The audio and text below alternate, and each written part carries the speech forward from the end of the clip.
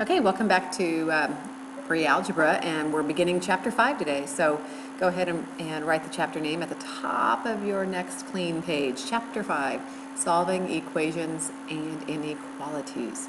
So we are going to begin in section 1, 5.1, writing and evaluating expressions. Okay, this begins on page 247. So expressions. Once again, in an expression, what will we not see? We won't see an equal sign. That's right. When we see an equal sign, we're looking at an equation. So algebraic expressions. What would you see in an algebraic expression that's different than a numeric expression?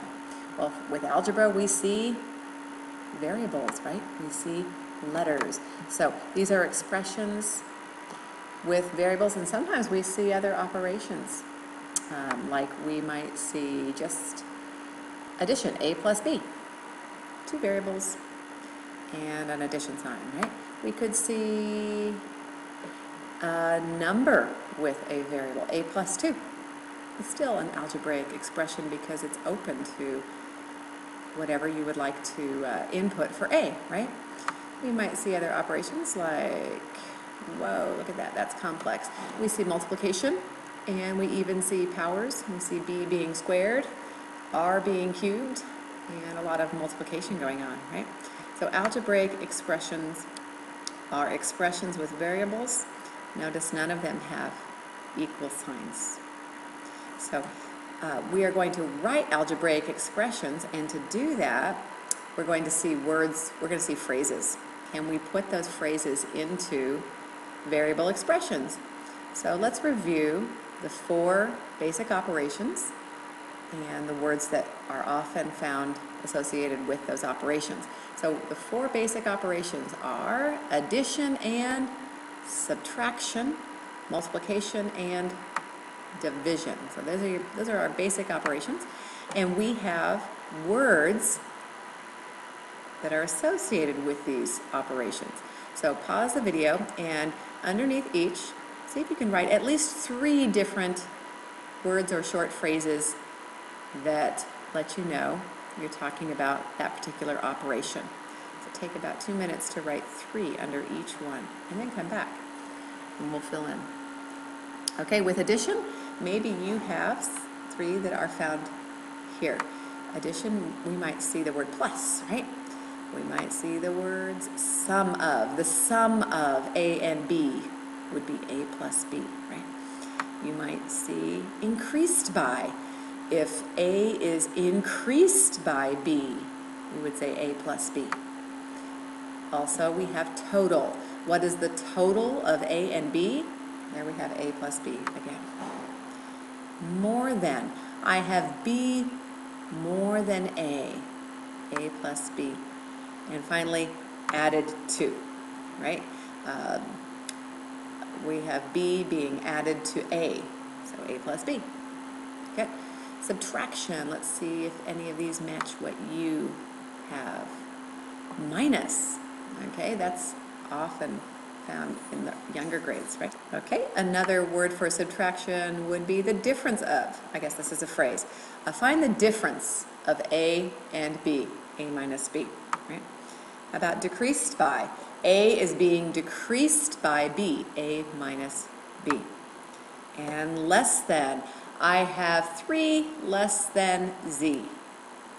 How would we write that? 3 less than Z would be actually Z minus 3, huh?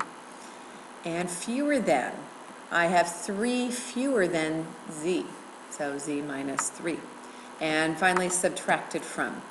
I have 3 being subtracted from Z, Z minus 3.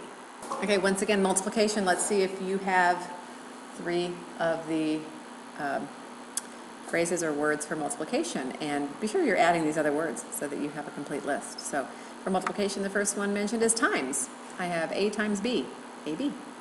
Next one is product of. We could say the product of A times B, AB. Multiplied by. A is being multiplied by B, AB. Of. Oh gosh, this comes up a lot in percents, right? 98% of 100, 0.98 times 100, right? I have, it really does come up most often with our percent problems, doesn't it? So think about it in terms of that 50% of the class. So the class times 0.5, right? And then twice or triple. If you see a word like that, double, triple, twice, we are multiplying by a particular factor. So twice we're multiplying by 2, and triple we're multiplying by 3. And maybe you have some other word or phrase. And division. Division is a little tougher to think about, right? The first phrase is pretty straightforward. It's divided by. So A divided by B. Next we might have the quotient of. Really, people don't talk that way in everyday life. They don't say the quotient of A and B. But you will see that in a math test, right? Or in a math assignment. The quotient of A and B would be A divided by B in that very order. Separated into equal parts. So if I have 100 Legos and we separate them into groups of 25 equal parts, we're dividing, right? We're dividing. We would have 4 groups. Okay, so we're going to take some phrases and see if we can put them into a math expression. You will have to write the phrase down so that you understand and you could study from these notes, right? So go ahead and try these 4 and then come back when you are ready and check your work. Okay, if you're back, a number increased by 15 should look like a variable plus 15, x plus 15. If you use a different letter, that's okay. Sometimes people like to use n in these types of expressions. How about 8 times a number? You should have 8x. And if you have the variable coming first, you should know that this is more the standard form. Put the number in front and the variable second. 4 divided by a number plus 3.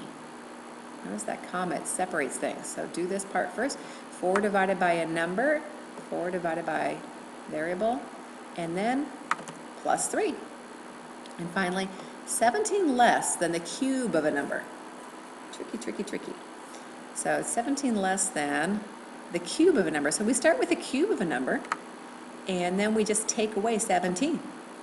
So it's a little reversed from seeing the 17 first in the sentence. It actually comes last in the math expression. This is what you're going to be doing in your assignment today, so be sure you check your work and are super careful, especially with your subtraction expressions. They tend to give people the most trouble. There you go. Have fun.